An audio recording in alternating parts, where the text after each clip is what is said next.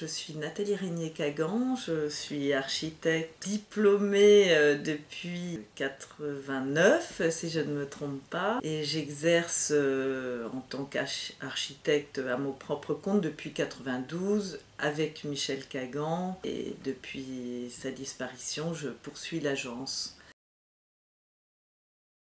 Mon grand rêve, c'était d'être créatrice de mode.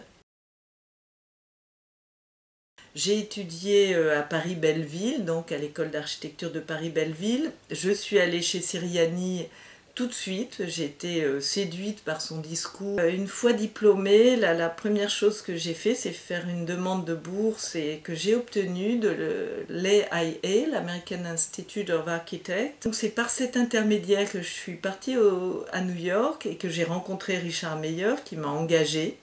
Il se trouve qu'avant de partir aux États-Unis, j'avais rencontré Michel Cagan et que ça a chamboulé toute ma vie.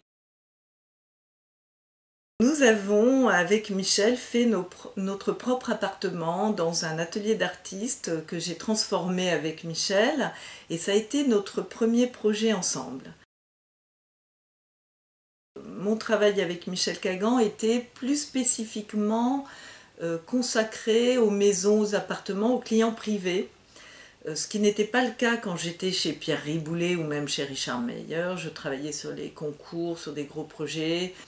Il se trouve que nos projets ont été remarqués par des maires ou des maîtres d'ouvrage particuliers à Rennes et nous ont mis dans des listes d'architectes recommandés. J'avoue que quand on arrive à trouver la personne complémentaire avec laquelle on peut travailler, c'est fantastique parce que les capacités sont décuplées. Quand on se présente, il y a forcément une notion de séduction.